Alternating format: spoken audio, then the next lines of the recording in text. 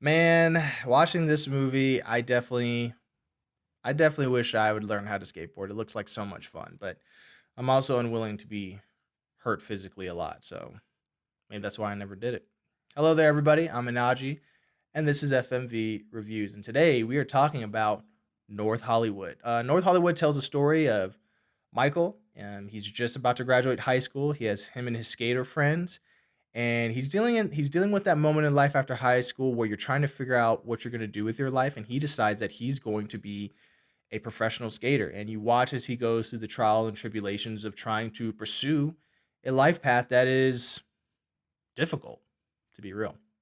So yeah, that's a basic plot synopsis. I think this director, he's one of the producers of the movie Mid 90s. This is a strong debut, and I hope he keeps making movies because this was pretty solid. I can tell that if this guy just keeps making stuff, he's going to get better. So let's hope he does that. The movie has beautiful cinematography. It really captures that West Coast sunshine summer feel. I'm originally from Hawaii, and when I had visited a place like Cali has a very similar vibe to Hawaii in terms of the way it looks. Very sunny, very people with tans. It's beautiful. You're by the water. The temperature's nice. You know what I'm saying? This movie definitely captures the look and feel. Like I've had some summers that look and felt like this movie. I would say the visual element of this movie is definitely one of its highlights. The skating shots also are just really great. If you grew up in the '90s, especially, you're maybe watch like skating compilations. This movie has that sort of look and feel of watching people skate, and with them all being friends, it captures that dynamic pretty well. I had a moment in my childhood where I was hanging out with a lot of skaters, and it captured that vibe. I think this main cast of actors are actually like really good. It has what's that guy from Booksmart? I think his name's Nico. Asian homie. I'm gonna call him Asian homie. I'm Asian too. He's in this movie. He's good. The main guy who plays Michael is good. The guy who plays their friend Adolf is great. I don't really think there's really a bad performance in the bunch. I think maybe Miranda Crossgrove is in this movie. I think maybe hers is the worst performance, but I don't really think it has to do with her. I think it has more to do with the writing, which will be a bigger point that I get into later. These actors, I haven't seen, especially some of them in a lot of stuff, but they pull off some, like, they can be really funny in moments, but also they pull off some heartbreaking performances near the end that I definitely would like to see this cast of actors go off to do more stuff because I think they might be able to pull off some really great stuff later. And also, I like how casually diverse this film is. Like sometimes when I'm watching movies, and I'm not trying to be mean or anything, but like sometimes when you watch movies, especially in areas like Cali or like New York, and for some reason we're only around like mainly white people, it just doesn't ring true to me. Like those areas are pretty culturally diverse. And I like how this film is like you have all kinds of characters like Latino, black, white, like they're all over this movie. Like, and there's not really like a big deal made about their race or anything. It's just how it is. It's just, hey, that's my friend. He just happened to be black. You know what I'm saying? And I dug that. But there's this one character that I aspire to have this type of energy. Look how he just drags this person real quick. Listen. We can't have you out here doing cornball shit. You gotta realize you getting into altercations and shit, that's fucking us up. That's making us look bad. We vouching for you. We trying to help you. I aspire to be that cool while I'm just tearing someone's life down. I'm just saying.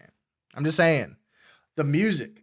The music takes a really interesting thing where usually when you're watching hip hop movies, they tend to have a very rock hip hop score to them, which is, makes sense. I'm not gonna lie. I hung around skaters before. They like listening to that kind of stuff. But this movie does a more interesting thing where it uses these sort of throwback songs from like the 50s and 60s, and it adds this really interesting timeless element into the movie, which is so strange because that music comes from a certain time. But it has this effect. If you watch the movie, you'll feel it. You'll feel it.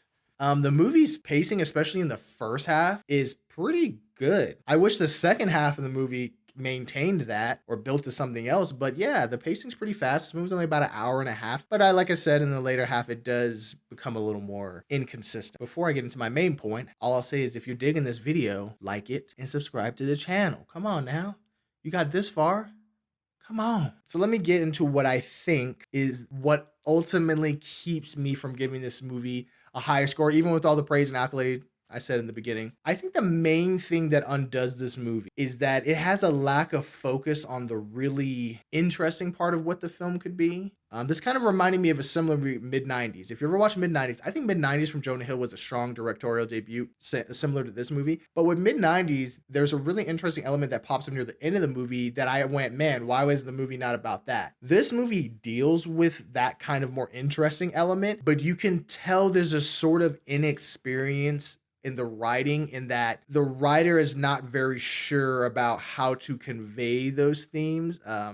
If you watch this movie, the real heart of it is Michael and his friends, right? But unfortunately, the movie makes this choice to sort of push him away from his friends and then also spend time on this like relationship that doesn't really go anywhere. And then at the end of the movie, it wants to, and I'm not gonna lie, that's why it kind of made me even more upset, was that when it goes to pull off these emotional moments toward the end of the movie, it actually does a pretty good job. But I think that has more to do with the actors. Like the actors are just killing it. But the movie itself and the writing did not orchestrate the events in a way that would have made those moments hit harder. So yeah, that's the only thing I really had a problem with in this movie, and I'm hoping that this director in the future, maybe he gets to direct some more stuff, that he'll work on that skill, because otherwise in almost every other department, he's doing a really good job. So with that, I'm going to say North Hollywood. If you're looking for a fun summer skateboard movie with some great visuals, some fun characters, and a great soundtrack, hey man, give this thing a look. Also, be on the lookout for this director, because I get the feeling if he keeps making stuff, he's going to make some really good stuff in the future. And with that, I'm going to give North Hollywood a high 7 out of 10.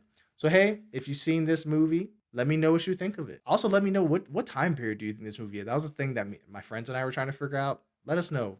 Put some of your thoughts down in the comments down below. And until then, I'll talk to y'all later. Bye.